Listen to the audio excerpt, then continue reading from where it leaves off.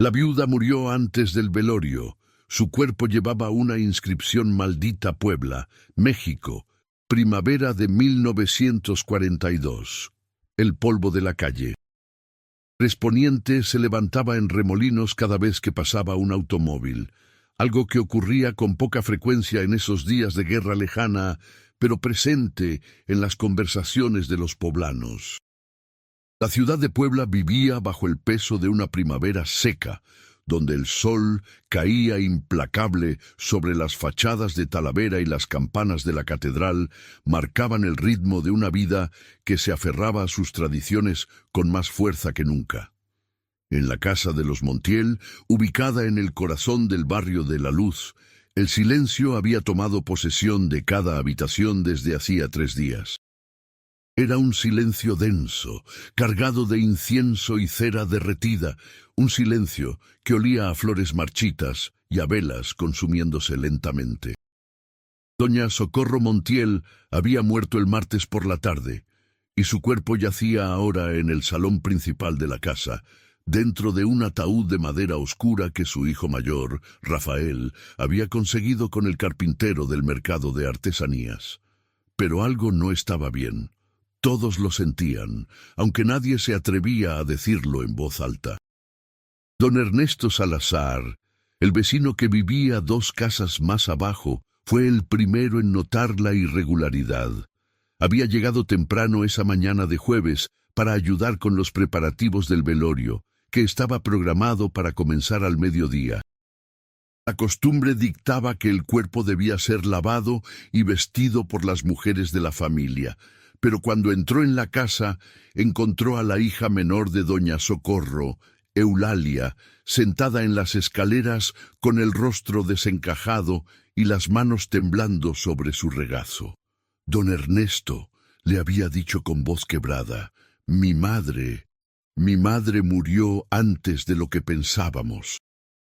Si te gusta este tipo de historias que exploran el lado más oscuro y misterioso de nuestra historia, no olvides suscribirte al canal y déjanos un comentario contándonos desde dónde nos estás viendo. Tu apoyo nos ayuda a seguir trayendo estos relatos que mantienen viva la memoria de lo inexplicable. La confusión de don Ernesto fue inmediata.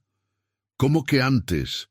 Eulalia, todos estuvimos aquí el martes, cuando tu madre exhaló su último aliento. El padre Tomás vino a darle la extrema unción. Tu hermano Rafael estuvo sosteniendo su mano. Eulalia negó con la cabeza y las lágrimas comenzaron a rodar por sus mejillas. No entiende, don Ernesto. Encontramos algo en su cuerpo, algo que no debería estar ahí. Don Ernesto subió las escaleras con el corazón acelerado. La casa de los Montiel era una construcción típica de la época colonial, con paredes gruesas de adobe, techos altos con vigas de madera oscura y ventanas estrechas que dejaban pasar la luz en franjas doradas. El salón principal estaba en el 2.º piso y cuando llegó encontró a Rafael de pie junto al ataúd abierto, con el rostro pálido como la cera de las velas que lo rodeaban. «Rafael, ¿qué ocurre?», preguntó don Ernesto, acercándose con cautela. Rafael no respondió de inmediato. Sus ojos estaban fijos en el cuerpo de su madre, y sus labios se movían como si estuviera rezando en silencio, aunque no emitía ningún sonido. Don Ernesto se situó junto a él y miró hacia el interior del ataúd. Doña Socorro yacía vestida con su mejor traje negro, el mismo que había usado en el funeral de su esposo 5 años atrás. Sus manos, arrugadas y manchadas por la edad, estaban cruzadas sobre su pecho, sosteniendo un rosario de cuentas de madera. Su rostro, aunque demacrado por la enfermedad que la había consumido durante meses, mostraba una expresión serena, casi pacífica. Pero había algo más, algo que don Ernesto no había notado durante el velorio improvisado del martes. En la frente de doña Socorro, justo encima de sus cejas, había una marca. No era una simple mancha o una herida, era una inscripción grabada en la piel con una precisión inquietante. Las letras eran pequeñas pero claras, escritas en un alfabeto que don Ernesto no reconocía de inmediato. Parecían antiguas, trazadas con una caligrafía que evocaba textos de códices prehispánicos, pero había algo en ellas que resultaba perturbadoramente moderno, como si alguien hubiera intentado imitar un estilo ancestral con conocimientos contemporáneos. «¿Qué es esto?», murmuró don Ernesto, inclinándose para ver mejor. «No lo sabemos», respondió Rafael con voz ronca. «Cuando la vestimos el martes, no estaba ahí. Lo juro por Dios y por todos los santos. Eulalia y yo la lavamos, le pusimos el vestido, le peinamos el cabello. No había nada en su frente, nada». Don Ernesto sintió un escalofrío recorrer su espalda. «¿Estás seguro? Quizás con la conmoción del momento». «Estoy completamente seguro», lo interrumpió Rafael, y su voz se endureció.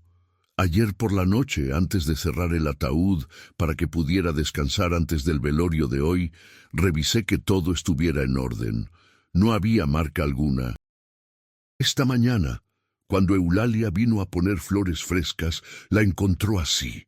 Don Ernesto se quedó en silencio, observando las extrañas letras. Había algo profundamente perturbador en ellas, algo que iba más allá de lo visual. Era como si emanaran una presencia, una intención. Sintió que su estómago se revolvía. «¿Han llamado al padre Tomás?», preguntó finalmente. «Ya viene en camino», respondió Eulalia desde la puerta. Había subido las escaleras detrás de don Ernesto. «También envié a buscar al doctor Mendoza. Quizás él pueda explicar qué es esto». La mañana avanzó con una lentitud agobiante. El sol subía en el cielo despejado de Puebla y el calor comenzaba a filtrarse a través de las ventanas cerradas del salón. El olor a cera derretida se mezclaba ahora con algo más, un aroma ligeramente dulzón que don Ernesto no podía identificar, pero que le resultaba vagamente familiar y desagradable. El padre Tomás llegó antes que el doctor. Era un hombre de unos 60 años, con el cabello completamente blanco y una postura encorvada que delataba décadas dedicadas a la oración y el servicio. Llevaba su sotana negra impecablemente planchada y un crucifijo de plata colgando de su cuello. Cuando entró en el salón y vio la inscripción en la frente de doña Socorro, su rostro se contrajo en una expresión de genuina alarma. «Dios misericordioso», susurró, haciendo la señal de la cruz. «Padre, ¿sabe usted qué significa esto?», preguntó Rafael con desesperación apenas contenida. El padre Tomás se acercó al ataúd, sacó unos lentes de lectura del bolsillo interior de su sotana y se los colocó con manos temblorosas. Observó la inscripción durante varios minutos, moviendo los labios en silencio mientras su ceño se fruncía cada vez más. «No estoy completamente seguro», dijo finalmente con voz grave. «Pero he visto algo similar una vez, hace muchos años, en un texto antiguo que el obispo guardaba en el archivo de la diócesis. Era parte de una colección de documentos coloniales, registros de la Inquisición en la Nueva España». El silencio que siguió fue absoluto. Incluso el ruido de la calle parecía haberse detenido. «¿La Inquisición?», repitió Eulalia, y su voz sonó pequeña, infantil. «Estas letras», continuó el padre Tomás, señalando la inscripción sin tocarla, «parecen una mezcla de náhuatl arcaico y latín eclesiástico, una combinación que solo he visto en documentos relacionados con ciertos casos que la Iglesia prefiere no discutir abiertamente». «¿Qué tipo de casos, padre?», insistió Rafael. El sacerdote se quitó los lentes y los guardó lentamente, como si ganara tiempo para ordenar sus pensamientos. Casos de apostasía, de sincretismo religioso llevado a extremos peligrosos. Durante la colonia Hubo grupos que intentaron fusionar las antiguas creencias indígenas con el cristianismo, pero no de manera pacífica o devota.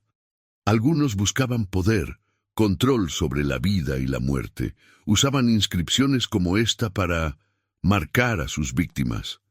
¿Víctimas? La voz de don Ernesto sonó más aguda de lo que pretendía. Para maldecirlas, explicó el padre Tomás, y ahora su mirada estaba fija en el suelo, como si no pudiera soportar ver el cuerpo de doña Socorro. Para atar sus almas a este mundo, impidiendo que descansaran en paz. Era una forma de venganza espiritual, una tortura que trascendía la muerte física. El doctor Mendoza llegó media hora después, jadeando por haber subido las escaleras con prisa. Era un hombre corpulento de unos 50 años, con bigote espeso y una reputación de ser el médico más competente del barrio. Llevaba su maletín negro de cuero gastado y un pañuelo con el que se secaba constantemente la frente. «Disculpen la demora», dijo entre respiraciones. «Estaba atendiendo un parto complicado en la calle 5 de Mayo». Cuando vio la inscripción, su expresión profesional se desvaneció, reemplazada por una mezcla de fascinación y horror. Sacó una lupa de su maletín y examinó las letras con detenimiento, tocando suavemente la piel alrededor de la marca con sus dedos. «Esto es extraordinario», murmuró. «La piel no muestra signos de inflamación ni de cicatrización reciente. No fue grabado con un instrumento afilado. Al menos no de la manera convencional. Es como si las letras hubieran aparecido desde dentro de la piel, como un cambio en la pigmentación, pero mucho más definido». «Doctor, ¿cómo es eso posible?», preguntó Eulalia. El doctor Mendoza guardó su lupa y se enderezó. «Francamente no lo sé. En mis 30 años de práctica médica nunca he visto algo así. Podría ser algún tipo de reacción post-mortem, quizás relacionada con sustancias que la difunta pudo haber ingerido antes de morir, pero... ¿Pero?», lo urgió Rafael. «Pero la precisión de las letras, la complejidad del diseño, eso no puede explicarse con procesos biológicos naturales. Esto requiere intención, planificación. Alguien hizo esto». La habitación se sumió en un silencio denso y opresivo. Las velas seguían ardiendo, proyectando sombras danzantes en las paredes de adobe. El rostro de doña Socorro permanecía sereno, ajeno al tumulto que su marca había desatado entre los vivos. «Necesitamos saber si alguien entró en esta casa durante la noche», dijo don Ernesto finalmente, tratando de inyectar algo de racionalidad en la situación. «Rafael, Eulalia, ¿cerraron todas las puertas y ventanas?». «Por supuesto que sí», respondió Rafael con firmeza. «Después de que todos se fueron ayer por la noche, revisé personalmente cada cerradura. Eulalia durmió en la habitación contigua a este salón. Si alguien hubiera entrado, ella lo habría escuchado». «Y no escuché nada», confirmó Eulalia. «Absolutamente nada. Ni pasos, ni puertas abriéndose, ni siquiera el crujido de las tablas del suelo. Solo silencio». El padre Tomás se aclaró la garganta. «Hay otra posibilidad que debemos considerar, por difícil que sea de aceptar». Todos se volvieron hacia él. «Quizás», continuó con cautela, «esto no fue obra de manos humanas, al menos no de manos que podamos ver o comprender con nuestros sentidos ordinarios». «Padre, ¿está sugiriendo que...?», comenzó el doctor Mendoza, pero el sacerdote lo interrumpió. «Estoy sugiriendo que debemos ser humildes ante los misterios que no comprendemos. La Iglesia reconoce que existen fuerzas en este mundo que operan más allá de nuestra percepción inmediata. Fuerzas que pueden manifestarse de maneras que desafían nuestra lógica». «¿Demonios?», preguntó Eulalia en un susurro apenas audible. «No necesariamente», respondió el padre Tomás, «pero sí entidades, influencias, consecuencias de acciones pasadas que resurgen cuando menos lo esperamos. Doña Socorro vivió una larga vida.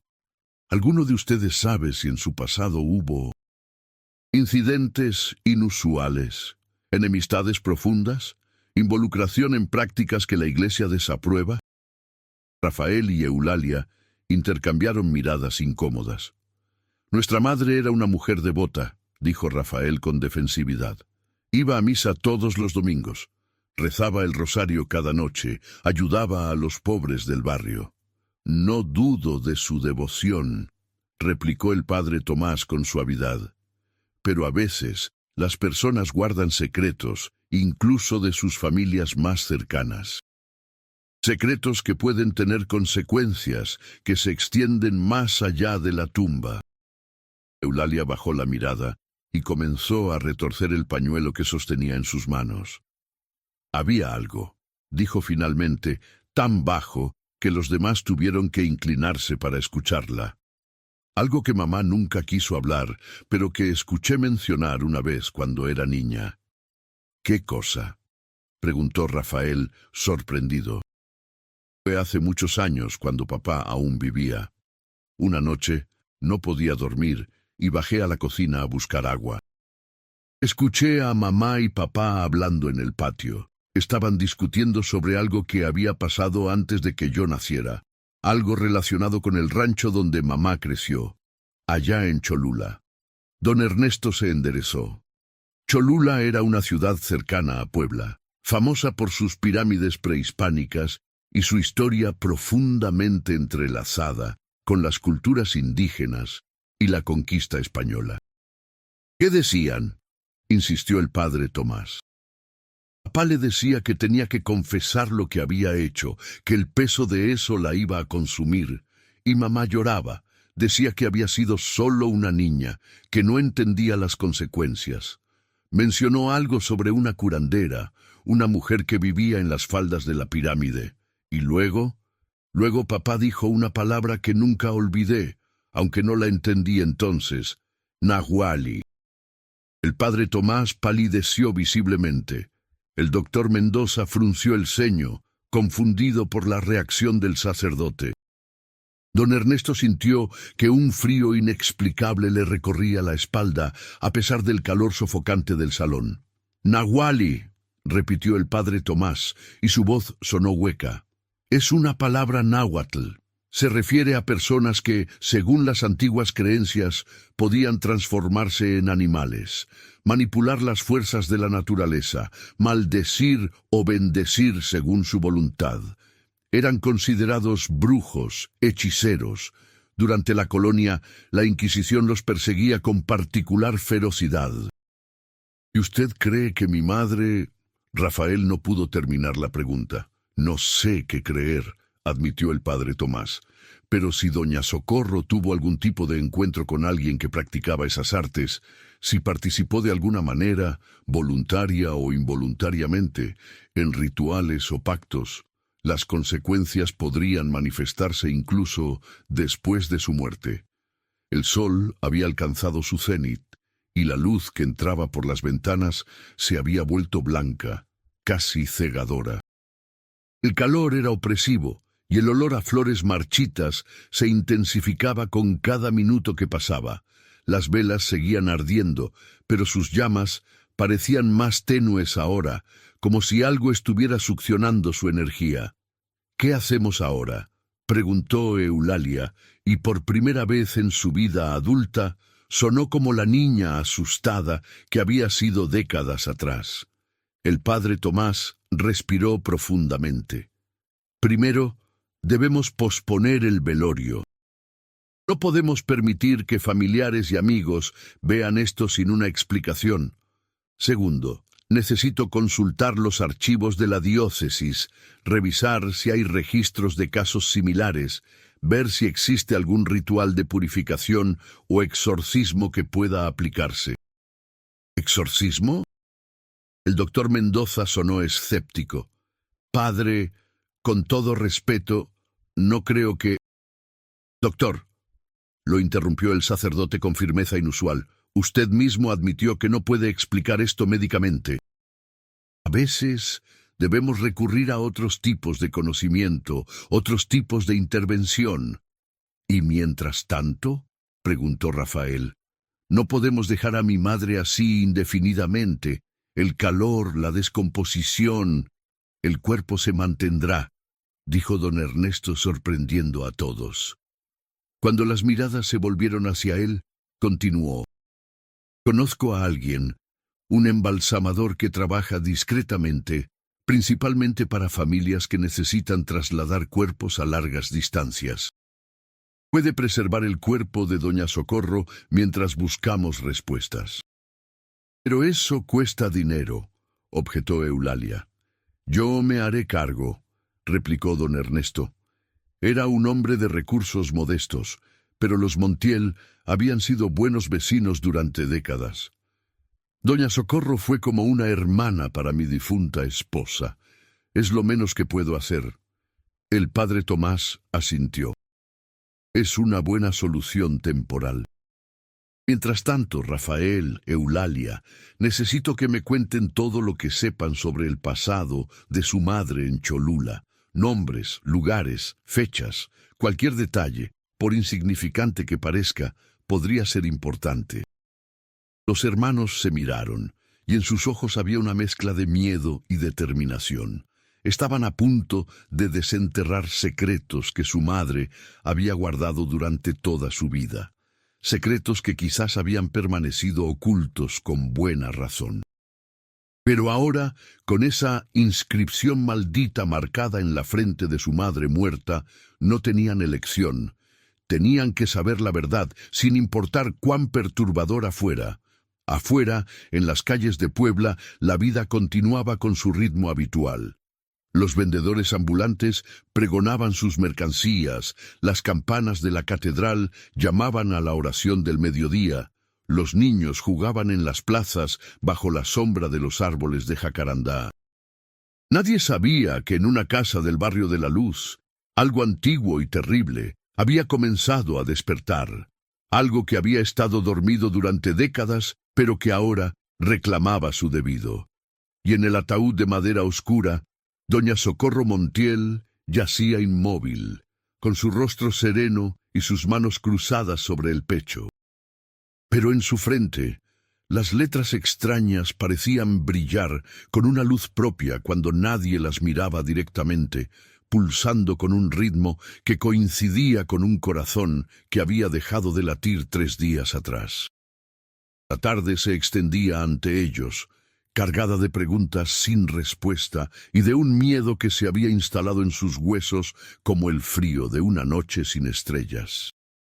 La tarde del jueves comenzó a declinar con una lentitud angustiosa, mientras el embalsamador trabajaba en silencio en el salón principal de la casa Montiel. Era un hombre menudo de apellido Gutiérrez, que había llegado con su bolso de herramientas y frascos de líquidos que despedían un olor acre y químico. No hizo preguntas sobre la inscripción en la frente de doña Socorro. Simplemente la observó durante un largo minuto con expresión impenetrable antes de comenzar su trabajo. Rafael y Eulalia se habían refugiado en la cocina con el padre Tomás y don Ernesto. La mesa de madera estaba cubierta con una jarra de agua de Jamaica que nadie había tocado, y algunos panes dulces que las vecinas habían llevado esa mañana, antes de que supieran que el velorio había sido cancelado. Las explicaciones habían sido vagas. Problemas con el certificado de defunción, trámites burocráticos inesperados. Nadie había mencionado la marca. El padre Tomás había sacado una pequeña libreta de notas del bolsillo interior de su sotana y la había colocado sobre la mesa junto a un lápiz. «Necesito que me cuenten todo desde el principio», dijo con voz grave. «Todo lo que sepan sobre la vida de su madre antes de que se casara con su padre, antes de que vinieran a vivir a Puebla». Eulalia miró a su hermano mayor buscando aprobación o quizás coraje. Rafael asintió lentamente y ella comenzó a hablar con voz temblorosa. Mamá nació en 1872 en un rancho pequeño en las afueras de Cholula. Su familia no era rica, pero tampoco pobre. Tenían tierras, Cultivaban maíz y frijol, criaban algunos animales. El abuelo materno, a quien nunca conocí, era mestizo, pero la abuela era indígena pura, de las que aún hablaban náhuatl en casa. Mamá siempre decía que había crecido entre dos mundos. ¿Su abuela materna practicaba las tradiciones antiguas?, preguntó el padre Tomás, tomando notas. Sí, admitió Eulalia después de una pausa. Mamá nos contaba historias cuando éramos niños. Decía que su abuela conocía las hierbas medicinales, que sabía curar el susto y el mal de ojo, que podía hacer ofrendas a los cerros tutelares para que las cosechas fueran buenas. Don Ernesto se removió incómodo en su silla. Esas prácticas eran comunes en las zonas rurales, pero la Iglesia las desaprobaba oficialmente, considerándolas supersticiones paganas cuando no directamente heréticas. Eso no es inusual en las comunidades indígenas, observó el padre Tomás con cuidado. La curandería tradicional, cuando se practica con fe cristiana y no invoca entidades malignas, puede ser tolerada, pero dijeron que escucharon la palabra nahualli en esa conversación entre sus padres. Ese término tiene connotaciones mucho más serias. Rafael se aclaró la garganta. Padre, ¿qué es exactamente un nahualli? He escuchado historias, leyendas de campesinos, pero nunca entendí qué significaba realmente. El sacerdote dejó su lápiz sobre la mesa y juntó las manos, como si estuviera buscando las palabras adecuadas. El nahualismo es una creencia prehispánica que sobrevivió a la conquista y la evangelización.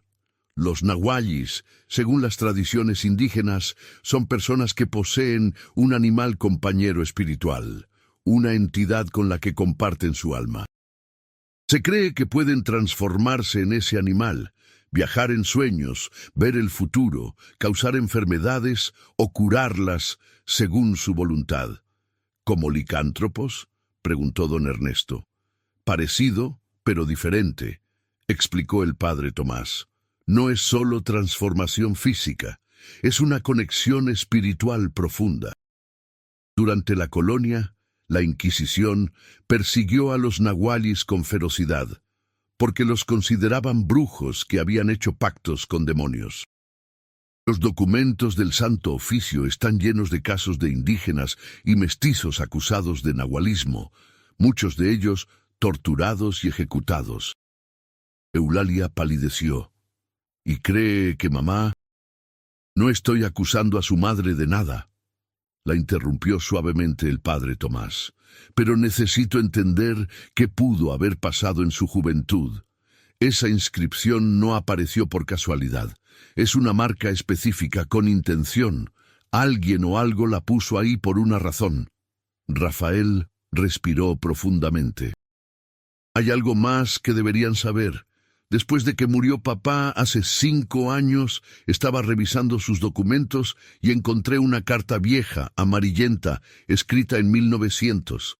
Era de un tío abuelo que vivía en Cholula, dirigida a papá poco antes de que él y mamá se casaran. ¿Qué decía la carta?, urgió el padre Tomás. Estaba escrita en un lenguaje muy formal, muy cauteloso. Le advertía a papá que reconsiderara el matrimonio, que la familia de mamá tenía historia oscura con la iglesia de Cholula. Mencionaba que la abuela de mamá había sido investigada por el párroco local en 1885 por prácticas heréticas, aunque nunca fue formalmente acusada. Y decía que había habido una niña en la familia, una prima de mamá, que había desaparecido misteriosamente cuando tenía 13 años, en 1890.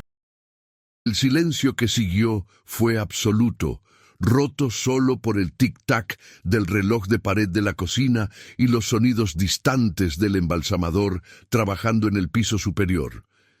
¿Saben qué le pasó a esa niña?, preguntó finalmente don Ernesto. Rafael negó con la cabeza. La carta no daba detalles. Solo decía que su desaparición había provocado escándalo en Cholula, que hubo rumores de sacrificio ritual, pero que nunca se encontró el cuerpo ni se hizo ninguna acusación formal. La familia de mamá se mudó de Cholula poco después, dispersándose por diferentes pueblos de Puebla. El padre Tomás escribía rápidamente en su libreta. ¿Recuerdan el nombre de esa prima? Luz María, respondió Eulalia. La carta la mencionaba como Luz María Vázquez. Tenía la misma edad que mamá, eran como hermanas. Un trueno distante retumbó, lo cual era extraño, porque el cielo había estado despejado todo el día. Los cuatro se miraron con inquietud. Don Ernesto se levantó y se acercó a la ventana de la cocina mirando hacia el patio trasero. El cielo sobre Puebla seguía azul, pero hacia el este, en dirección a Cholula, se estaban formando nubes oscuras con una rapidez antinatural. «Viene tormenta», murmuró. «En plena temporada seca», añadió Rafael con tono preocupado. El padre Tomás guardó su libreta. «Necesito ir inmediatamente al archivo de la diócesis. Si hubo una investigación oficial en Cholula en 1885, o cualquier tipo de documento relacionado con esa desaparición en 1890, debe estar registrado. También necesito consultar los textos sobre inscripciones rituales que mencioné esta mañana». «Iré con usted», dijo Rafael levantándose. «No», replicó el sacerdote con firmeza. «Ustedes deben quedarse aquí, cuidar de su madre, asegurarse de que nada más inusual ocurra. Don Ernesto, ¿podría acompañarme?» El vecino asintió sin vacilar. Había algo en el tono del padre Tomás que sugería que esta no era simplemente una visita a un archivo polvoriento, sino una misión que requería testigos. Mientras los dos hombres se preparaban para partir, el señor Gutiérrez bajó las escaleras. Su rostro, normalmente impasible, mostraba signos de perturbación. Llevaba un pañuelo manchado en la mano y se lo pasaba repetidamente por la frente sudorosa. «¿Terminó ya?», preguntó Rafael. «Sí», respondió el embalsamador con voz ronca.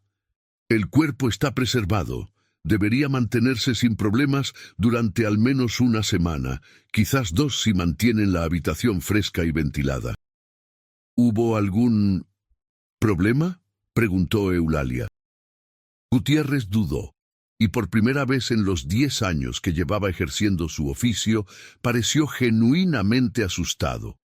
La marca en su frente, cuando apliqué los fluidos de preservación, comenzó a oscurecerse.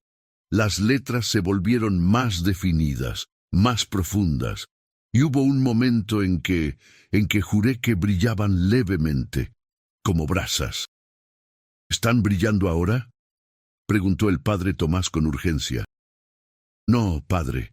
Cuando terminé el proceso, volvieron a su apariencia anterior.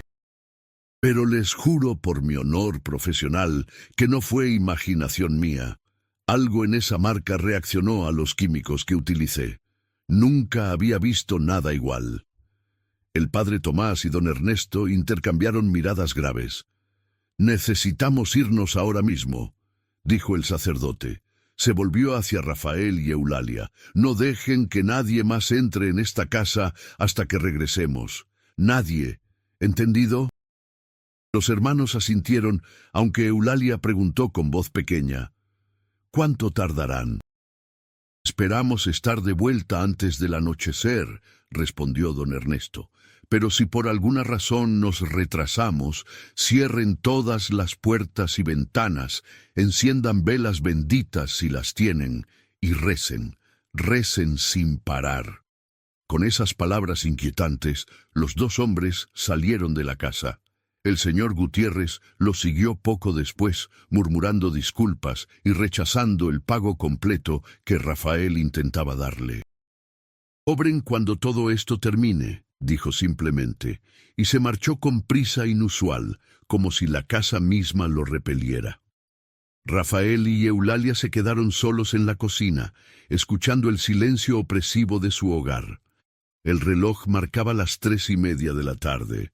Afuera, las nubes oscuras avanzaban desde el este, tragándose el cielo azul palmo a palmo. «¿Crees que mamá hizo algo terrible?», preguntó Eulalia finalmente, con voz quebrada. Rafael no respondió de inmediato. Se quedó mirando la superficie de madera de la mesa, donde generaciones de la familia Montiel habían compartido comidas, celebraciones, conversaciones cotidianas. No lo sé, admitió, pero sea lo que sea, pasó hace mucho tiempo. Mamá era una buena persona, una buena madre, eso lo sé con certeza. Entonces, ¿por qué esto está pasando ahora? ¿Por qué después de su muerte? Quizás, dijo Rafael lentamente, porque algunas deudas no se pueden pagar en vida. El Archivo Diocesano de Puebla estaba ubicado en un edificio colonial de piedra y ladrillo, anexo a la catedral. El padre Tomás y don Ernesto subieron las escaleras de piedra gastadas por siglos de uso, sus pasos resonando en el vestíbulo silencioso. Un joven seminarista los recibió en la entrada, pero cuando el padre Tomás explicó que necesitaba acceso a los registros de la Inquisición y documentos relacionados con Cholula entre 1880 y 1900, el muchacho los condujo a las profundidades del edificio, a una sala de archivos que olía a papel viejo y humedad. Estos documentos rara vez se consultan, explicó el seminarista mientras encendía lámparas de aceite que iluminaban estanterías repletas de legajos atados con cintas descoloridas. Están organizados por año y por parroquia. Cholula tiene su propia sección, allá al fondo. Les llevó casi una hora encontrar lo que buscaban.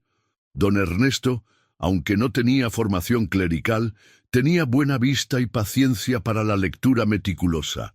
Fue él quien encontró el primer documento relevante, un informe del párroco de Cholula, fechado en agosto de 1885, dirigido al obispo de Puebla. Aquí está, dijo, desenrollando cuidadosamente el papel amarillento. Padre, lea esto. El padre Tomás acercó la lámpara y comenzó a leer en voz alta, aunque en un susurro casi reverencial. Excelentísimo señor obispo, con humildad y preocupación me dirijo a vuestra ilustrísima para informar sobre sucesos perturbadores en la comunidad indígena de las faldas de nuestra sagrada pirámide. Ha llegado a mi conocimiento que una mujer de nombre Esperanza Vázquez, viuda de edad avanzada, ha estado conduciendo ceremonias que mezclan elementos de nuestra santa fe con prácticas paganas ancestrales. Diversos feligreses han reportado haberla visto realizar ofrendas nocturnas en cuevas cercanas a la base de la pirámide, invocando nombres en lengua náhuatl que no corresponden a ningún santo reconocido. Más grave aún, se le atribuye la capacidad de ver el futuro y de comunicarse con los muertos, facultades que solo pueden provenir del maligno. He intentado interrogarla, pero la mujer se niega a comparecer ante la autoridad eclesiástica, amparándose en su avanzada edad y en el apoyo de su comunidad. Solicito orientación sobre cómo proceder en este delicado asunto, considerando las tensiones actuales con las poblaciones indígenas y las reformas liberales que limitan nuestra jurisdicción. Don Ernesto sintió un escalofrío. Esperanza Vázquez. Debe ser la abuela de doña Socorro. El padre Tomás asintió gravemente y continuó buscando entre los documentos.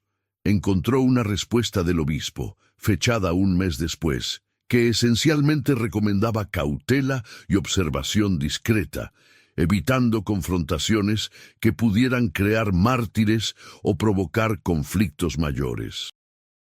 La Iglesia en esos años estaba debilitada por las leyes de reforma, y el obispo claramente no quería atraer atención negativa. Pero fue el siguiente documento, fechado en marzo de 1890, el que hizo que ambos hombres palidecieran. Era un reporte policial, copiado para los archivos diocesanos, sobre la desaparición de una menor de nombre Luz María Vázquez, de 13 años de edad.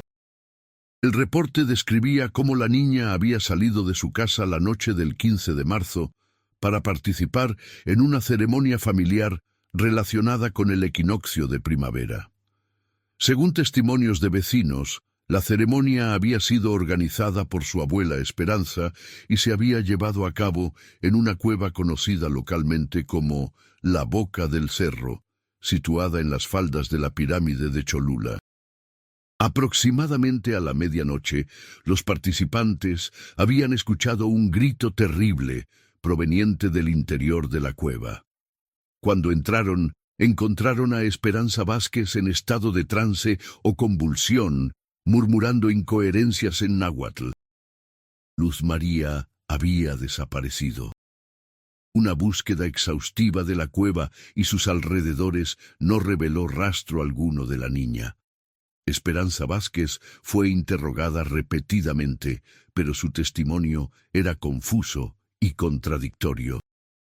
Afirmaba que durante el ritual, algo antiguo había despertado en las profundidades de la cueva, algo que reclamaba un pago por conocimientos prohibidos. Decía que Luz María había sido elegida y que su desaparición era el precio del saber. Las autoridades civiles no pudieron procesar a Esperanza por falta de evidencia física. No había cuerpo, no había testigos del momento exacto de la desaparición, y la anciana claramente estaba en un estado mental deteriorado. Murió 3 meses después, en junio de 1890, sin haber proporcionado más información. El documento concluía con una nota del párroco.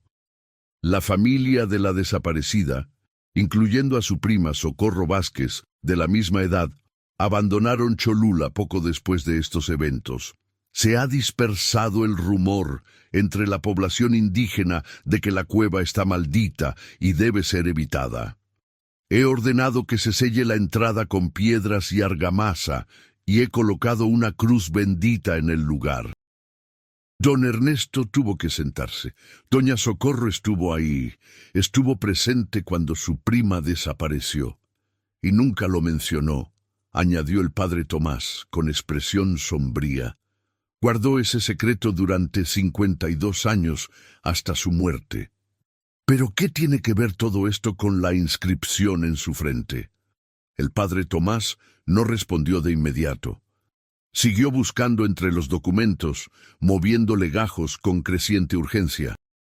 Finalmente encontró lo que buscaba, un texto separado, escrito en latín, con anotaciones en náhuatl, que parecía ser un compendio de prácticas heréticas observadas en la Nueva España.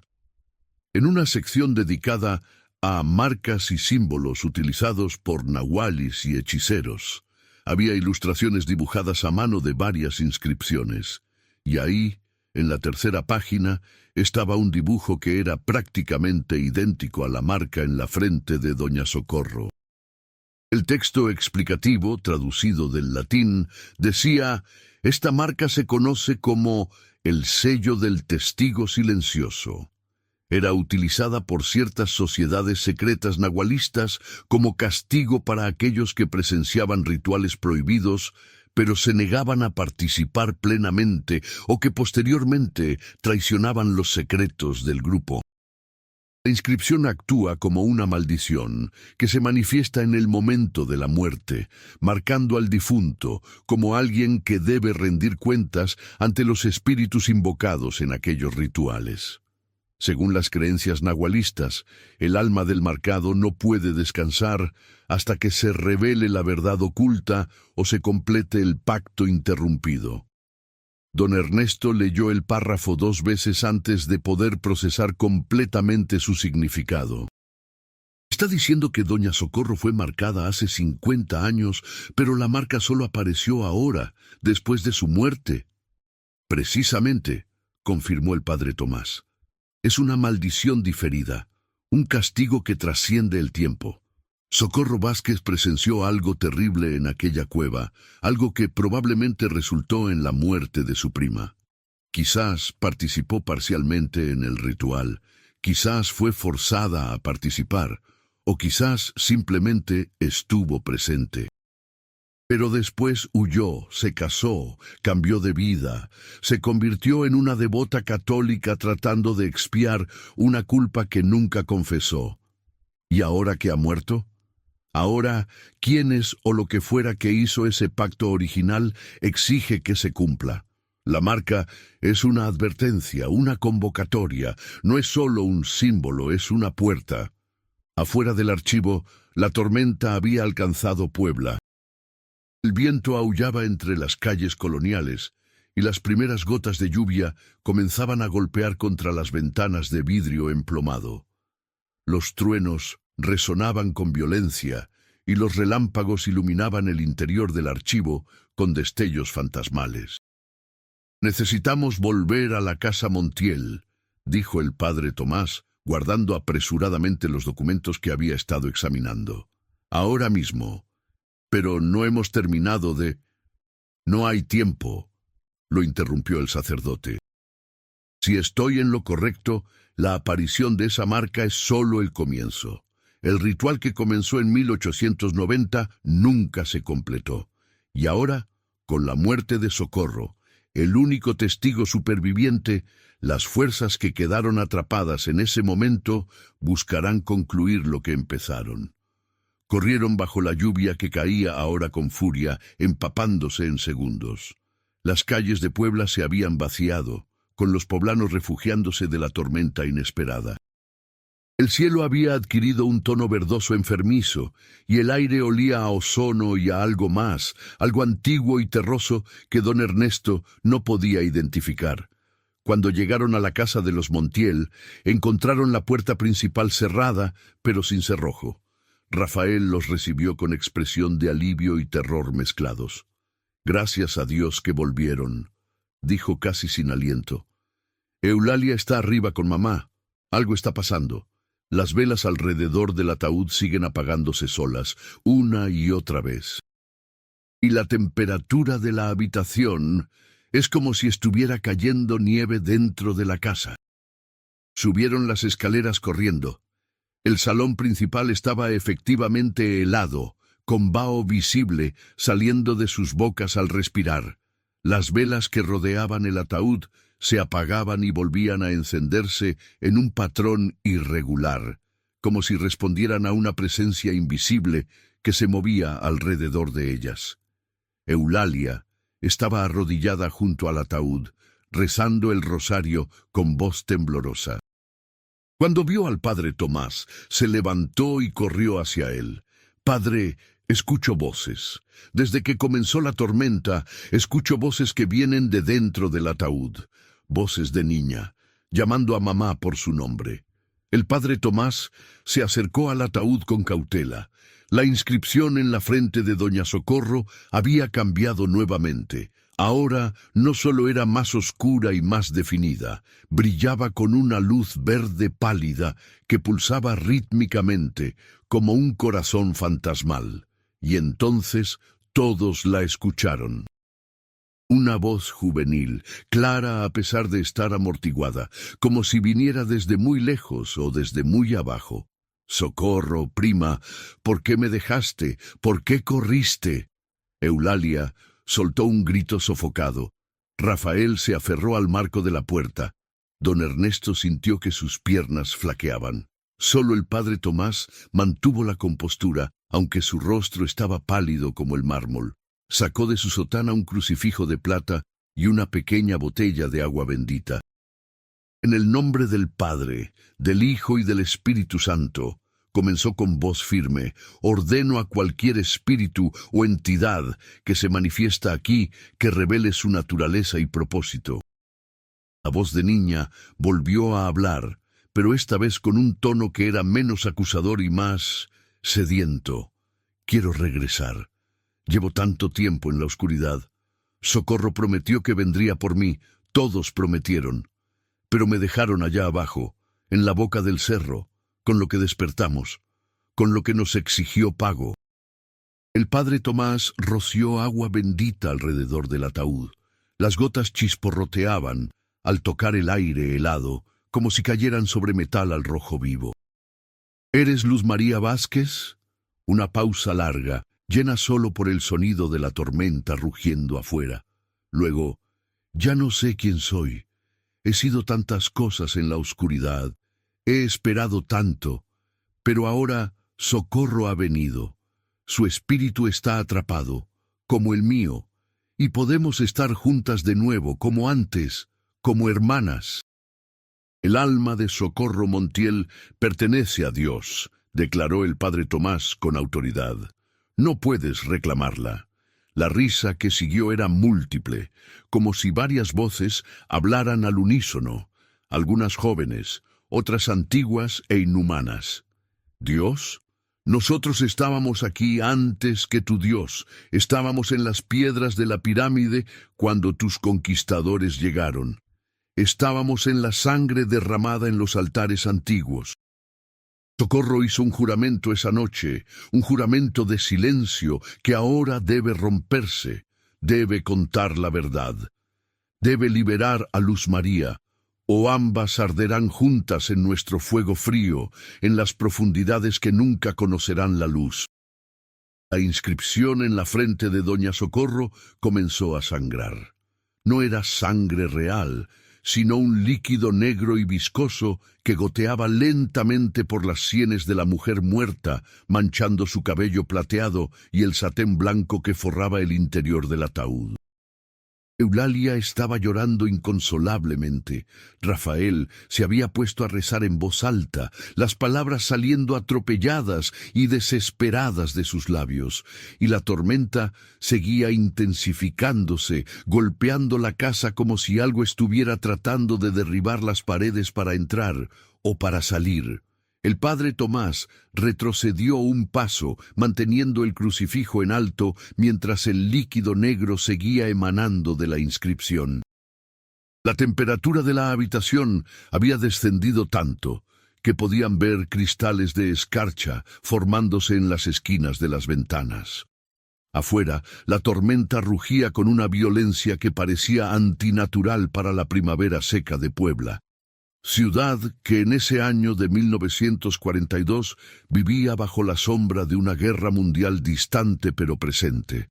Escúchame bien, entidad que hablas, dijo el padre Tomás con voz firme, aunque todos podían notar el temblor apenas perceptible en sus manos.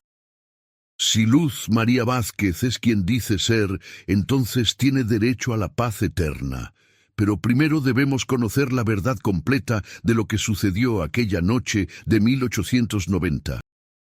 El silencio que siguió fue interrumpido solo por el sonido de la lluvia golpeando las ventanas con furia. Luego la voz volvió, pero ahora era diferente. Ya no sonaba juvenil ni acusadora. Era múltiple, como un coro de susurros superpuestos, algunos en español, otros en una lengua que don Ernesto reconoció vagamente como náhuatl. La verdad está enterrada en la boca del cerro, la verdad está en los huesos que nunca fueron encontrados. La verdad está en el juramento que Socorro rompió cuando huyó de Cholula, y nunca regresó. Rafael dio un paso adelante, con el rostro demacrado pero determinado. ¿Qué juramento? ¿Qué fue lo que mi madre prometió? La inscripción en la frente de doña Socorro brilló con mayor intensidad, y por un momento pareció que todo el cuerpo de la mujer se estremecía, aunque llevaba 3 días muerta. Las voces continuaron. La abuela Esperanza abrió el camino aquella noche del equinoccio. Llamó a los antiguos guardianes de la pirámide, a los señores que dormían en la piedra desde antes de que los hombres blancos llegaran con sus cruces y sus evangelios. Les pidió el don de la vista, el poder de ver más allá del velo, de conocer los secretos del tiempo. El padre Tomás escuchaba con atención, grabando cada palabra en su memoria. Conocía estas historias por los documentos de la Inquisición, pero escucharlas pronunciadas en voz alta, en la presencia física de una manifestación sobrenatural, era completamente diferente. Pero los guardianes exigieron pago, continuó la voz múltiple. Sangre joven, inocente, ofrecida voluntariamente en la oscuridad de la tierra. Luz María se ofreció. Era devota de las viejas costumbres, creía en el poder de la abuela. Socorro también estaba ahí, junto con otros 3 jóvenes de la comunidad. Todos bebieron el brebaje preparado con hongos sagrados y sangre de venado. Todos entraron en trance. Eulalia se había tapado la boca con ambas manos, las lágrimas corriendo libremente por sus mejillas. Don Ernesto sentía que su corazón latía con tanta fuerza que podía escucharlo en sus oídos. En la profundidad de la cueva, donde las paredes están talladas con serpientes y jaguares de tiempos olvidados, la abuela Esperanza realizó el ritual. Cortó las palmas de las manos de Luz María, dejó que su sangre goteara sobre una piedra antigua marcada con glifos. Y entonces, ellos vinieron. ¿Quiénes vinieron?, preguntó el padre Tomás, aunque una parte de él temía conocer la respuesta.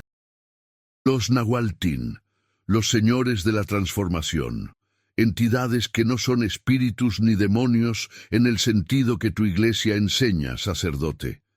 Son más antiguos, más fundamentales. Son la esencia misma de la tierra mexicana, del volcán y del maíz, del jaguar y de la serpiente, y exigieron más que sangre, exigieron un alma. La voz hizo una pausa, y en ese silencio todos podían escuchar algo más, un sonido rítmico, como tambores lejanos, que parecía emanar de las paredes mismas de la casa. Luz María descendió. La piedra se abrió bajo sus pies como agua, como niebla. Los guardianes la tomaron, la llevaron a las profundidades donde ninguna luz ha brillado jamás. Y Esperanza gritó, porque no había entendido el verdadero precio. Creyó que solo sería una visión, una revelación. No supo que los guardianes la tomarían literalmente. ¿Y mi madre? Rafael apenas podía pronunciar las palabras. ¿Qué hizo Socorro? Socorro vio cómo su prima desaparecía en la piedra. Vio los rostros de los Nahualtín, vio sus formas cambiantes, mitad humanas, mitad animales, sus ojos que ardían con fuego frío, y huyó. Corrió de la cueva gritando, rompiendo el círculo de protección que Esperanza había trazado. Los otros jóvenes la siguieron. El ritual quedó incompleto, interrumpido. El padre Tomás comprendió entonces la magnitud de lo que estaba escuchando. Un ritual interrumpido es como una herida abierta en el tejido de la realidad. Las energías invocadas quedan atrapadas, sin liberar, esperando resolución. Exacto, sacerdote.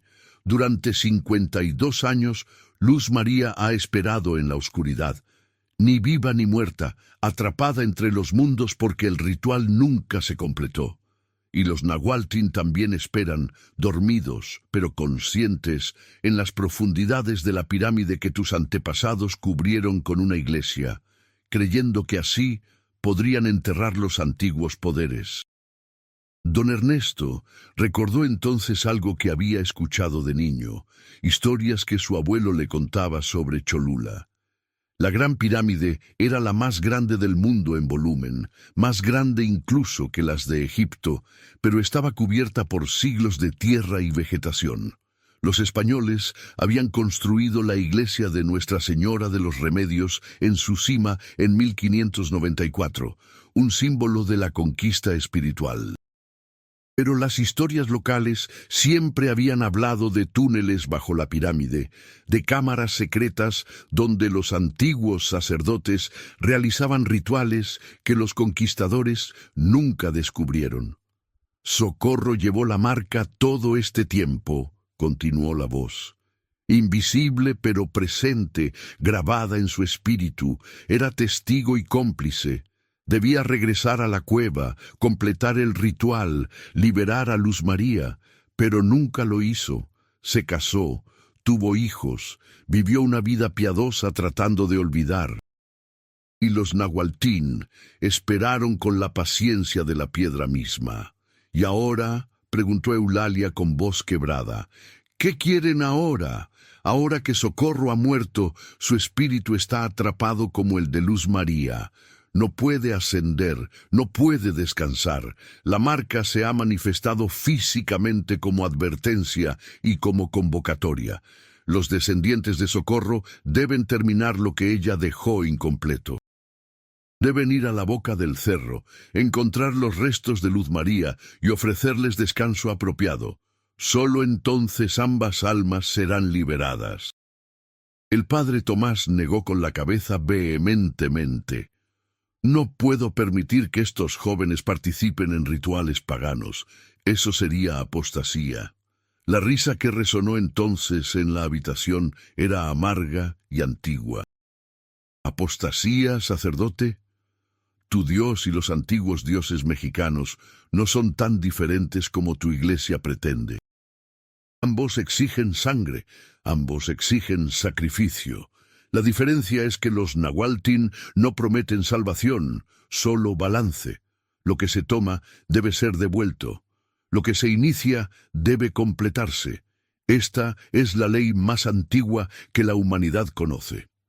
La tormenta alcanzó un crescendo ensordecedor. Un relámpago cayó tan cerca que todos sintieron la vibración en sus huesos, y por un momento la habitación se iluminó con una luz blanca cegadora. Cuando la oscuridad regresó, iluminada solo por las velas parpadeantes, vieron algo que los heló hasta la médula. El cuerpo de doña Socorro se había movido.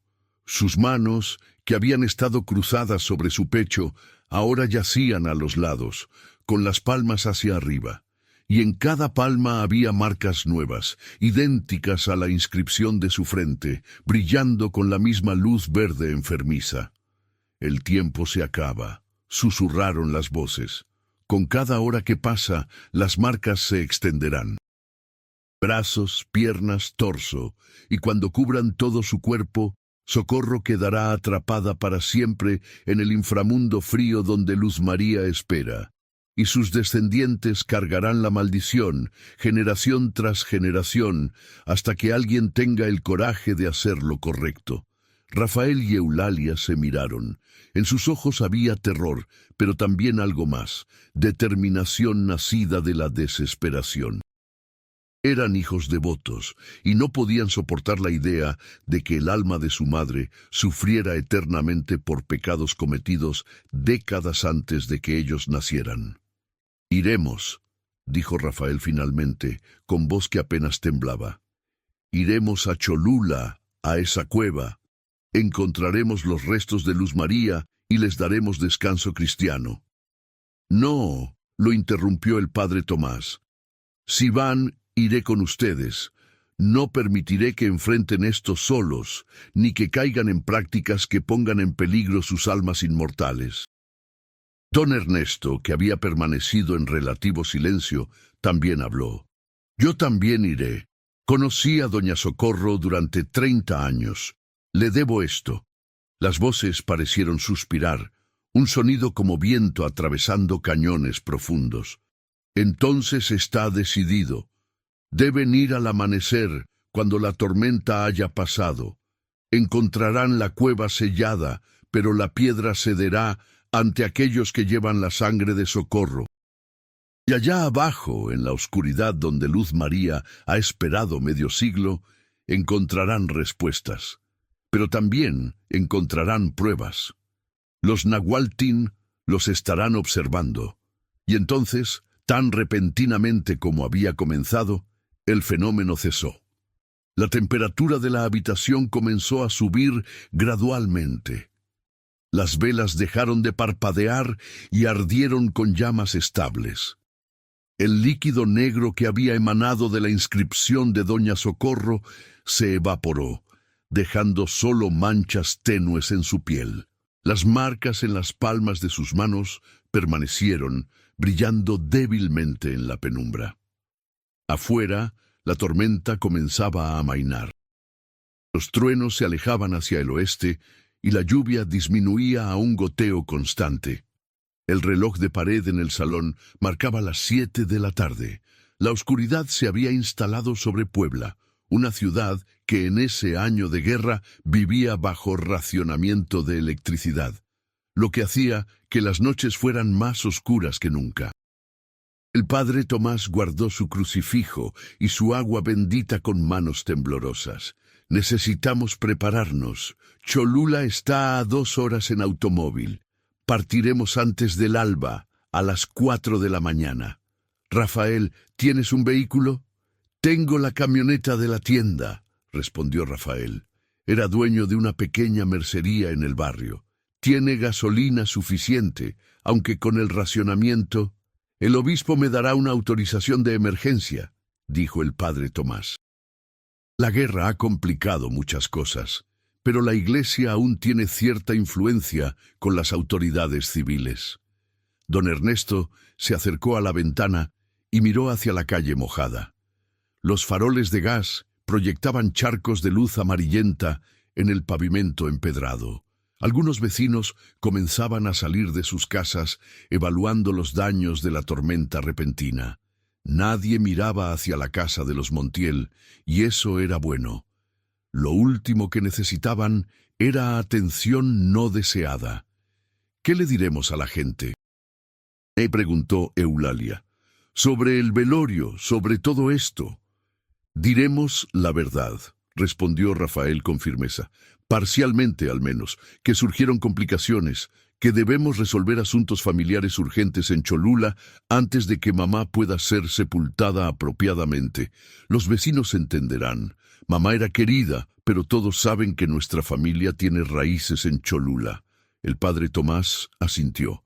Es una explicación razonable.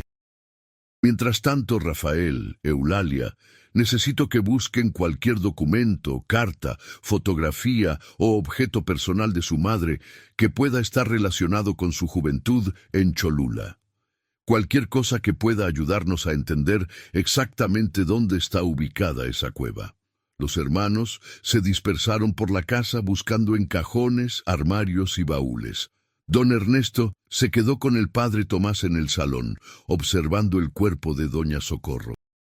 Las marcas en sus manos brillaban débilmente, pulsando con un ritmo lento y constante. «Padre», dijo don Ernesto en voz baja, ¿realmente cree que podemos resolver esto? ¿O estamos condenando a estos jóvenes a enfrentar fuerzas que no comprenden? El sacerdote suspiró profundamente.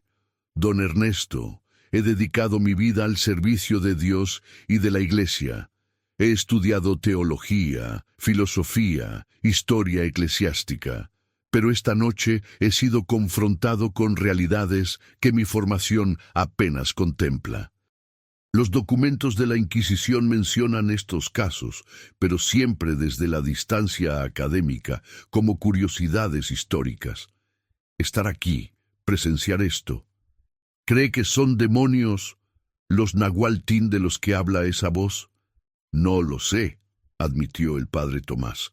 La doctrina oficial diría que sí, que cualquier entidad sobrenatural que no sea angélica es demoníaca por definición. Pero hizo una pausa, eligiendo sus palabras cuidadosamente. La conquista espiritual de México fue complicada. Los misioneros encontraron una civilización con una cosmovisión profundamente desarrollada, con dioses y rituales que habían existido durante milenios. Algunos de esos evangelizadores, los más sabios, entendieron que no podían simplemente erradicar esas creencias. Tuvieron que adaptarlas, sincretizarlas. Está diciendo que los nahualtín podrían ser reales, pero no necesariamente malignos. Estoy diciendo que el bien y el mal son conceptos más complejos de lo que nos gusta admitir. Esa voz tenía razón en algo. Los rituales funcionan según sus propias leyes. Si un ritual es interrumpido, las consecuencias pueden extenderse durante décadas, incluso generaciones. Socorro Vázquez huyó de su responsabilidad y su prima Luz María ha pagado el precio. Ahora, la única forma de restaurar el balance es completar lo que quedó inconcluso. Don Ernesto se estremeció. ¿Y si los nahualtín exigen más que solo encontrar los restos de Luz María? ¿Y si exigen otro sacrificio? El padre Tomás tocó el crucifijo que colgaba de su cuello. Entonces invocaré todos los poderes que la Iglesia me ha conferido. Llevaré agua bendita, sal consagrada, aceite de extrema unción. Si esas entidades son verdaderamente malignas, si intentan hacer daño a Rafael o Eulalia, las enfrentaré con la autoridad de Cristo.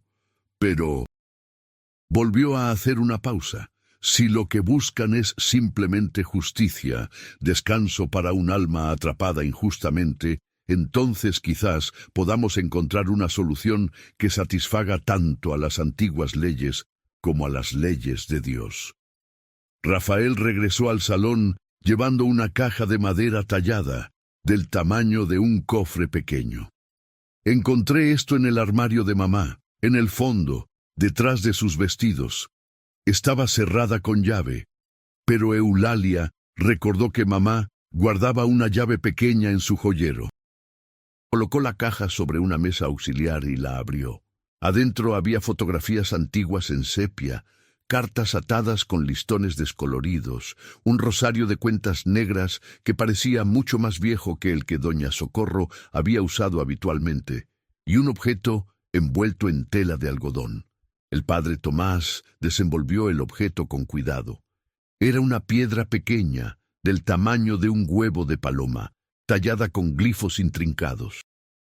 Era obsidiana, negra como la noche, pulida hasta brillar como un espejo. «Un espejo de obsidiana», murmuró el sacerdote. Los antiguos mexicas los usaban para la adivinación. También eran símbolos de Tezcatlipoca, el señor del espejo humeante, uno de los dioses más poderosos y temidos del panteón azteca. ¿Mamá tenía esto todo este tiempo? Eulalia había entrado silenciosamente en la habitación. Su voz sonaba incrédula. Rafael comenzó a revisar las fotografías. Muchas mostraban a una familia campesina posando rígidamente frente a la cámara con la solemnidad típica de las fotografías del siglo XIX. Reconoció a su madre en varias de ellas, joven, con el cabello negro recogido en trenzas, los ojos oscuros mirando directamente al lente con una intensidad inquietante. En una fotografía en particular, había dos niñas idénticas, paradas lado a lado. Ambas llevaban vestidos blancos bordados, y detrás de ellas se veía la silueta borrosa de lo que parecía ser una pirámide cubierta de vegetación. «¿Quién es la otra niña?», preguntó don Ernesto. «Debe ser Luz María», respondió Eulalia, tomando la fotografía con manos temblorosas. «Se parecen tanto que podrían ser gemelas». Rafael encontró una carta en el fondo de la caja. Estaba escrita en papel amarillento, con tinta desvanecida pero aún legible. La letra era temblorosa, como de alguien muy anciano o muy enfermo. «Está dirigida a mamá», dijo, comenzando a leer en voz alta. «Socorro, hija mía en espíritu y no en sangre. Si estás leyendo esto, significa que he muerto y que has encontrado el coraje de revisar las cosas que te dejé. Sé que huiste de Cholula con el corazón destrozado y aterrorizado. Sé que te culpas por lo que le pasó a Luz María, pero debes saber la verdad completa. El ritual no salió mal. Salió exactamente como los Nahualtín lo planearon. Luz María no fue tomada contra su voluntad. Se ofreció consciente y voluntariamente porque creía en el poder de los antiguos, porque quería ser un puente entre los mundos. Lo que yo no sabía, lo que ninguno sabía, es que los Nahualtín no solo toman, también protegen. Luz María no está sufriendo en la oscuridad, está custodiando, está manteniendo cerrada una puerta que, si se abriera, traería calamidades inimaginables a este mundo. Pero hay un precio por este servicio. Cada 52 años, alguien de la familia debe recordarla, debe llevar ofrendas a la cueva, debe renovar el pacto. Tú huiste, Socorro, y yo te perdoné porque eras joven y asustada, pero ahora te lo encargo a ti. Cuando yo muera, cuando llegue tu momento, debes regresar. Debes llevar a tus descendientes para que conozcan la verdad. La piedra de obsidiana que dejé en esta caja es la llave. Te guiará. Los Nahualtin reconocerán su presencia y abrirán el camino. Perdóname por haberte puesto esta carga, pero algunos destinos no pueden evitarse. Tu abuela que te amó, Esperanza Vázquez. Fechada. Junio de 1890. Cholula. El silencio que siguió a la lectura fue absoluto. Todos procesaban las implicaciones de lo que acababan de escuchar. Entonces mamá sabía, dijo Eulalia finalmente. Sabía que debía regresar y nunca lo hizo. Tenía miedo, respondió Rafael con voz suave. ¿Puedes culparla? Vio cómo su prima desaparecía ante sus ojos, tragada por la tierra. Ningún ser humano podría presenciar eso sin quedar traumatizado. El padre Tomás tomó la piedra de obsidiana y la examinó bajo la luz de las velas. Su superficie pulida reflejaba las llamas, creando patrones hipnóticos. Esto cambia las cosas. Si Luz María se ofreció voluntariamente, si está sirviendo algún propósito protector, entonces no es simplemente una víctima, es una guardiana. ¿Guardiana de qué?, preguntó don Ernesto. De fuerzas que son mejores dejadas sin nombrar, respondió el sacerdote. Las antiguas civilizaciones mexicanas creían que el mundo había sido creado y destruido múltiples veces. Los dioses constantemente batallaban contra fuerzas del caos que buscaban deshacer la creación. Quizás, en las profundidades de Cholula, hay una de esas puertas al caos que Luz María mantiene cerrada. Era pasada la medianoche cuando finalmente terminaron de revisar todo el contenido de la caja. Habían encontrado un mapa dibujado a mano, marcando la ubicación exacta de la boca del cerro en las faldas de la pirámide. También había instrucciones, escritas en una mezcla de español y náhuatl, sobre qué ofrendas llevar y qué palabras pronunciar. Rafael y Eulalia se retiraron a sus respectivas habitaciones para intentar descansar algunas horas antes de la partida del alba. Don Ernesto se quedó en el salón velando el cuerpo de doña Socorro. El padre Tomás bajó a la cocina para preparar café fuerte, sabiendo que ninguno de ellos dormiría realmente esa noche. En el silencio de la casa, mientras la ciudad de Puebla dormía bajo el cielo despejado que había seguido a la tormenta, las marcas en el cuerpo de doña Socorro continuaban brillando.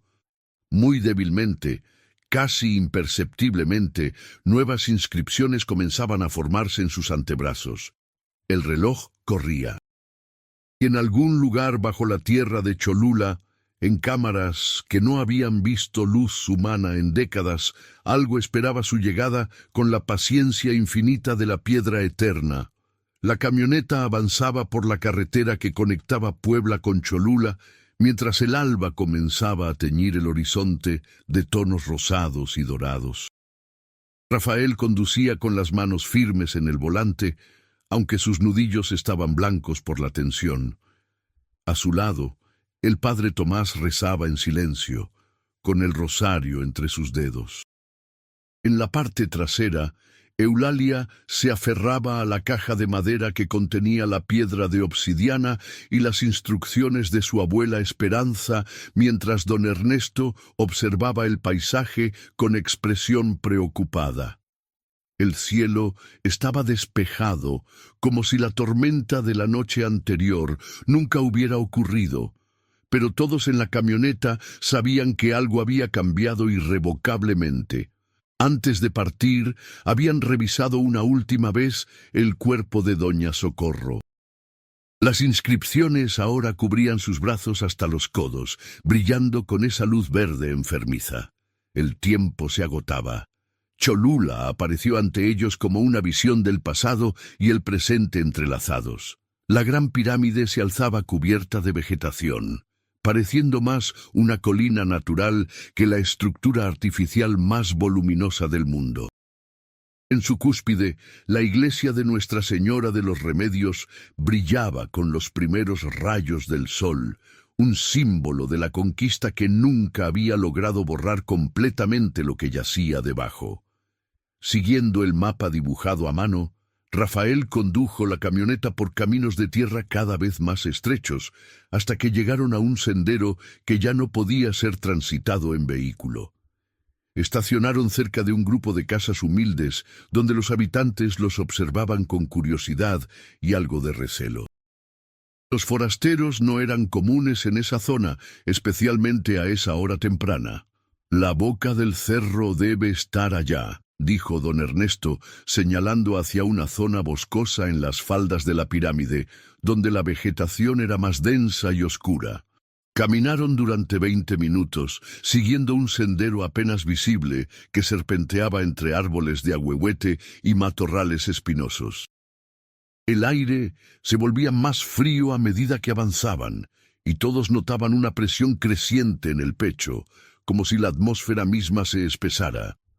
Finalmente llegaron a un claro donde una pared de piedra natural se elevaba de la tierra, y ahí, parcialmente oculta por enredaderas y medio cubierta por escombros y argamasa vieja, estaba la entrada de la cueva. La cruz que el párroco había colocado en 1890 seguía ahí, oxidada y torcida, pero aún reconocible. «Aquí es», susurró Eulalia. El padre Tomás se acercó a la entrada sellada. Los bloques de piedra y argamasa que la cubrían mostraban signos de antigüedad y abandono. Colocó su mano sobre la superficie y sintió una vibración sutil, casi imperceptible. Hay algo vivo ahí dentro, o algo que espera. Rafael y don Ernesto comenzaron a remover las piedras con sus manos. Para su sorpresa, se desprendían con facilidad inusual, como si la argamasa se hubiera convertido en polvo durante la noche. En menos de 15 minutos habían creado una abertura lo suficientemente grande para que una persona pudiera pasar. Una corriente de aire frío y húmedo emanó de la oscuridad, trayendo consigo un olor a tierra antigua y algo más, algo orgánico y dulzón, que hacía pensar en flores marchitas y especias desconocidas. Eulalia sacó la piedra de obsidiana de la caja. En sus manos, el objeto comenzó a brillar levemente, emitiendo una luz negra que parecía absorber la luminosidad del amanecer en lugar de reflejarla.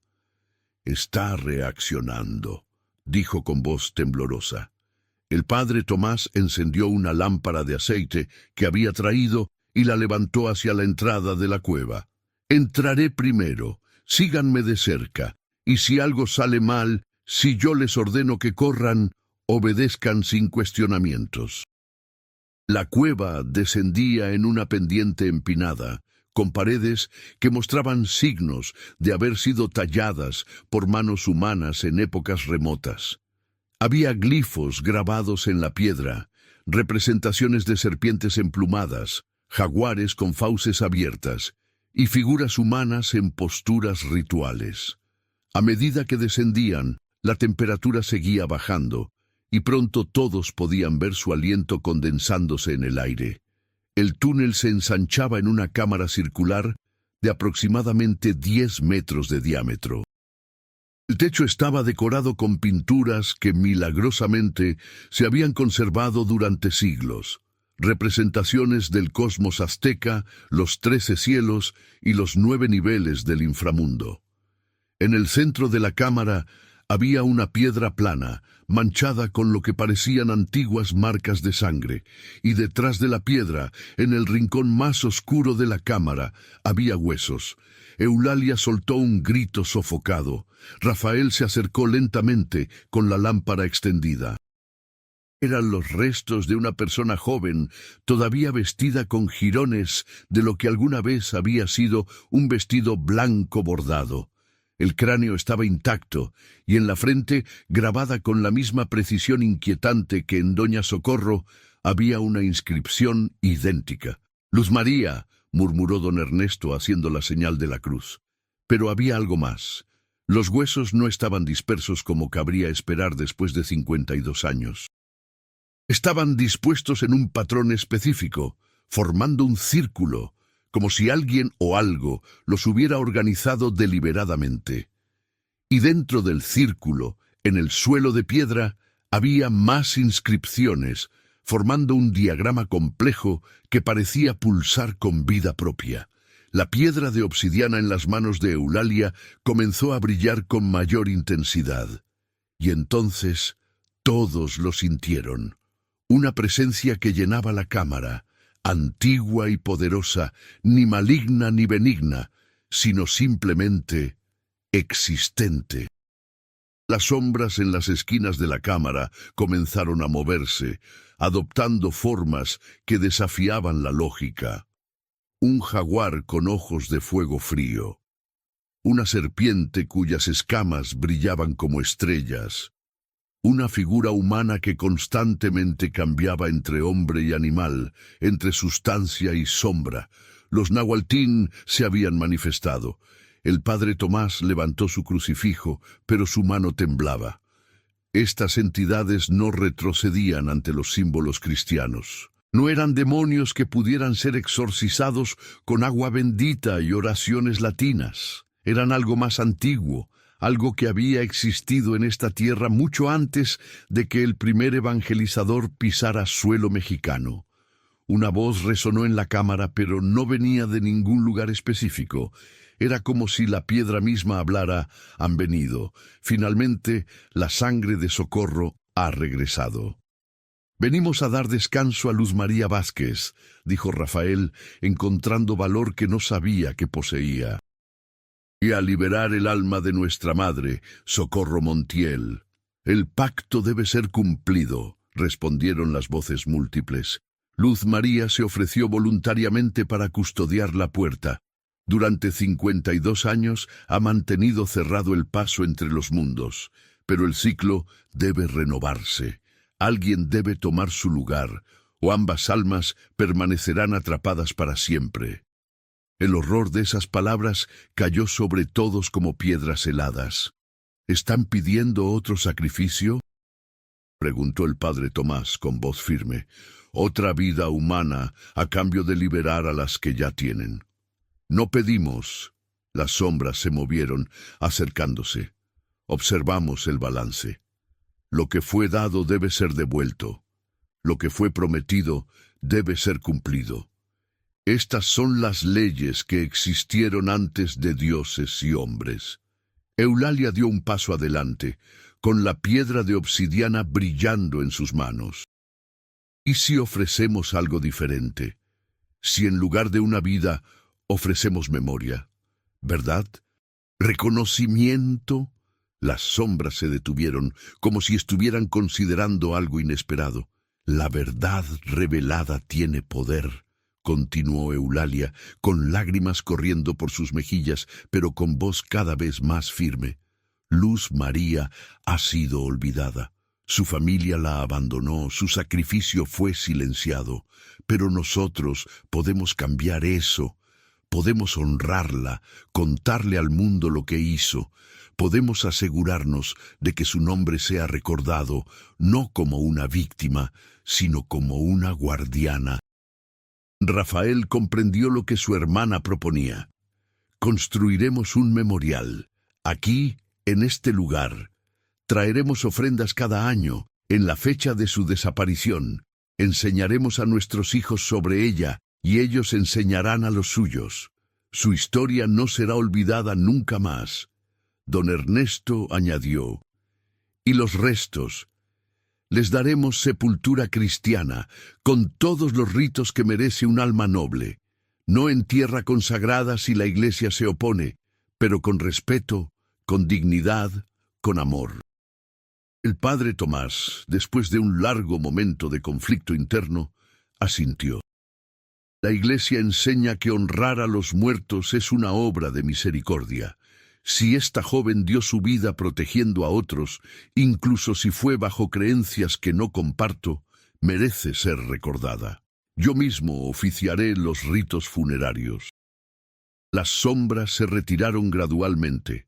Las formas de los Nahualtín se disolvieron en la oscuridad de la que habían emergido.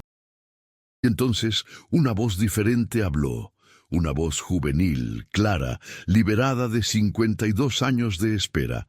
Gracias. Díganle a Socorro que la perdoné hace mucho tiempo, que descanse ahora, que ambas descansemos. La inscripción en el cráneo de Luz María comenzó a desvanecerse como tinta lavándose bajo agua. Los huesos perdieron su disposición ritual y simplemente se volvieron lo que eran, los restos de una niña que había muerto demasiado joven, pero que había elegido su destino con valor incomprensible. La piedra de obsidiana en las manos de Eulalia dejó de brillar y se enfrió repentinamente, volviéndose solo una piedra, un objeto sin poder aparente. Sabían, aunque nadie lo dijera en voz alta, que en Puebla, en la casa de los Montiel, las inscripciones en el cuerpo de Doña Socorro también estaban desapareciendo. 3 días después, los restos de Luz María Vázquez fueron enterrados en el pequeño cementerio de Cholula. El padre Tomás ofició una misa discreta, asistida solo por Rafael, Eulalia, don Ernesto y un puñado de ancianos del pueblo que recordaban vagamente las historias de la niña desaparecida. Sobre la tumba colocaron una lápida simple pero hermosa que decía Luz María Vázquez, 1877-1890, guardiana valiente, nunca olvidada. Doña Socorro Montiel fue finalmente sepultada en el Panteón de Puebla al día siguiente. Las marcas habían desaparecido completamente de su cuerpo y su rostro mostraba una paz que no había tenido en décadas. El velorio fue concurrido, lleno de vecinos y amigos que la recordaban como una mujer piadosa y generosa.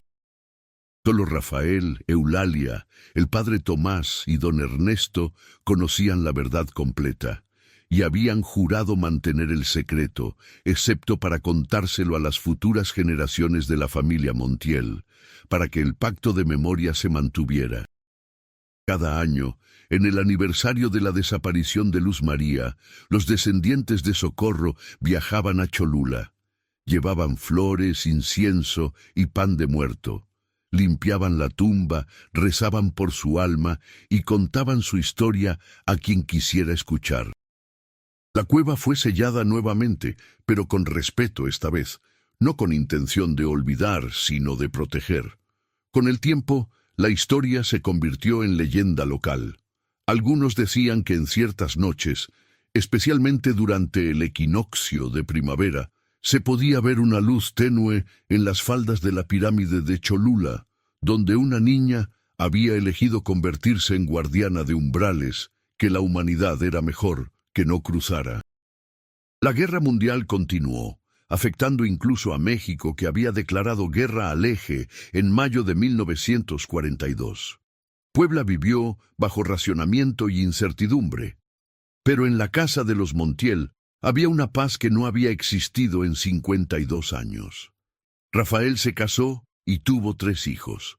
Les contó la historia de su abuela Socorro y de la prima Luz María, cuando fueron lo suficientemente mayores para entender. Eulalia permaneció soltera, dedicando su vida a mantener viva la memoria familiar, escribiendo cada detalle en diarios que pasarían de generación en generación. El padre Tomás, por su parte, nunca habló públicamente de lo que había presenciado. Pero en sus sermones comenzó a enfatizar algo que antes había dado por sentado, que el misterio de Dios era vasto, que el mundo contenía maravillas y terrores que la teología no siempre podía explicar, y que la humildad ante lo desconocido era tan importante como la fe en lo conocido. Don Ernesto vivió hasta los 90 años. En su lecho de muerte, en 1967, llamó a los nietos de Rafael y les dijo: «He visto cosas que desafían toda razón. Pero también aprendí que el amor trasciende la muerte, que los pactos de memoria son sagrados y que algunas deudas solo pueden pagarse con verdad». La piedra de obsidiana fue guardada en la familia Montiel, pasando de generación en generación, no como objeto de poder, sino como recordatorio. En su superficie pulida, Si uno miraba con suficiente atención en la luz correcta, podía ver reflejadas dos figuras, una anciana y una niña, de pie juntas, finalmente reunidas en el descanso que ambas habían buscado durante tanto tiempo. Y en las profundidades de Cholula, bajo toneladas de tierra y piedra antigua, los Nahualtín volvieron a su sueño eterno.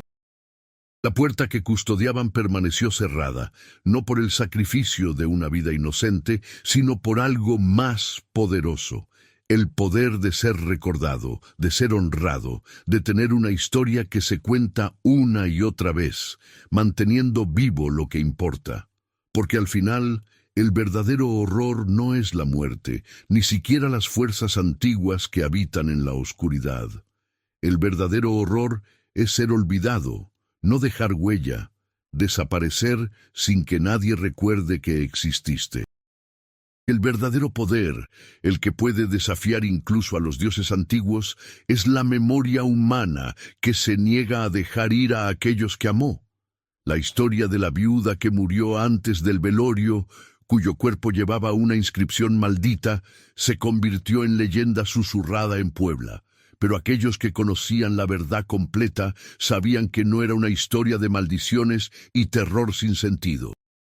Era una historia sobre el precio del silencio, sobre la deuda que el olvido cobra a través de generaciones, y sobre cómo a veces la única forma de liberarse del pasado es enfrentarlo con valor, verdad y memoria. Y así, en la primavera de 1942, en una ciudad mexicana que vivía bajo la sombra de una guerra mundial, 4 personas ordinarias hicieron algo extraordinario. Devolvieron la dignidad a los muertos y la paz a los vivos, cerrando un círculo que había permanecido abierto durante medio siglo. El sol seguía saliendo cada mañana sobre la pirámide de Cholula. Las campanas de la iglesia en su cima seguían llamando a los fieles. Y en algún lugar entre la luz y la oscuridad, entre lo antiguo y lo moderno, entre lo olvidado y lo recordado, 2 almas finalmente descansaban en paz.